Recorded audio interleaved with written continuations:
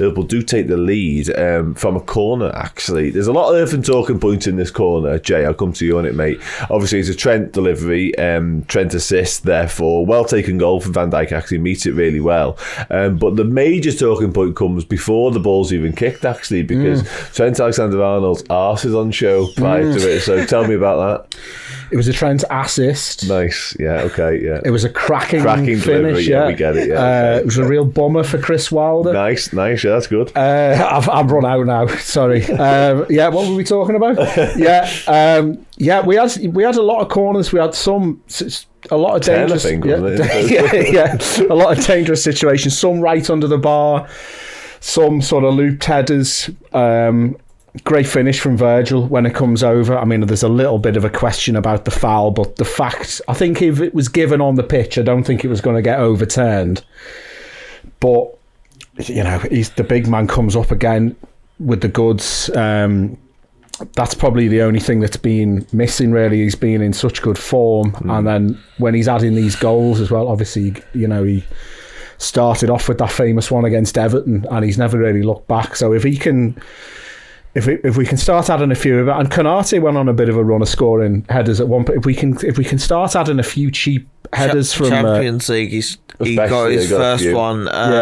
Benfica, wasn't it? Yeah. Benfica away, he chipped doing quite a few in the yellow kit. Away. Yeah, he chipped doing quite a few at that time. But you're right on Virgil, like the goal's massive, and obviously Liverpool, we've got such an array of attacking talent now. We've got best firepower possibly in Europe, quite frankly. Certainly they're all fit. I know Jota's currently sidelined, but you can't. We've seen it on the weekend. You can't always rely on them, as brilliant as they all are. You do need other lads to chip in with goals. You know, the midfielders, and obviously Trent's being one of them on Sunday against Fulham. And tonight, likewise, you've got Virgil Van Dijk, centre half, breaking the deadlock. You've got Szoboszlai finishing off later. And as you mentioned, your Matip previously has chipped in with goals. Who knows if we'll see him again? Yeah. Konate is saying, I mean, Joe Gomez has never scored. So we came close tonight. However, my point sort of overall is the fact you do need goals from all over the pitch. Otherwise, you know, you never know how you're going to end up. But on Van Dijk, more generally tonight, he was outstanding, wasn't he? I said earlier, a little bit tongue-in-cheek, this wasn't a performance full of quality, full of class.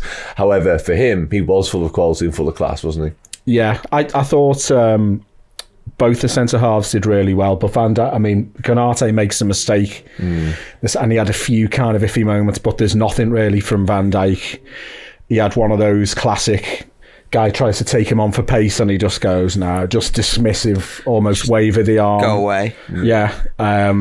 He's got that stat back, hasn't he, of not being dribbled past. Yeah, he's turning back into the... I know there's been people online mocking the aura, but the aura is coming back now. Yeah, class. I knew he was going to get man of the match probably after he scored his goal, you know. Yeah, really good to see him back at his best. No, it is. He was outstanding, wasn't he, Jack? As you mentioned it there, the aura is definitely a thing, because there's a moment in the first half where Sheffield United look like they might have half an opening, and Van Dijk just kind of looks at him, watches him for a little while, and doesn't make a move pretty much until he's near the 6-yard box, and at that point goes, okay, now I'm going to step in, I'm ready now. And he steps in, blocks the effort, and on we go from there. He was just outstanding, wasn't he? I honestly do not have a bad word to say about him tonight, and even though Konate as well, we should put in the fact that he also made what we would consider probably a Verge-esque tackle, where they're on the counter. It's basically 3-on-2, and he's about to square the ball for another attacker, and he just sticks his bag leg out, wins the ball, and then we move up the pitch again.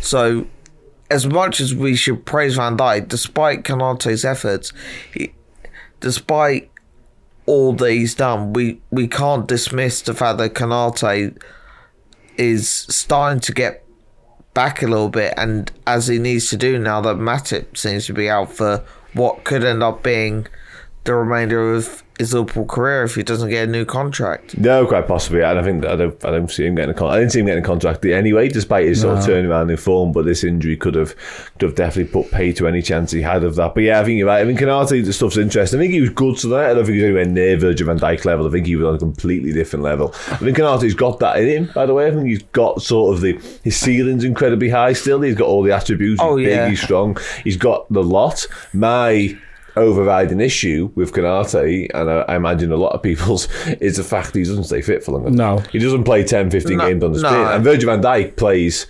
if we asked him to play every single game Carabao Cup, Europa League, he would, and he probably could still, despite his bad injury. Whereas Ibu, he doesn't have that. He doesn't have that in him at all, and that's the biggest issue. But honestly, I think Van Dijk was outstanding tonight. Liverpool were fine for the most part across the pitch. Nobody was bad. Nobody was really good. However, Virgil van Dijk was outstanding. Absolutely outstanding. So yeah, big credit to the skipper for standing up there.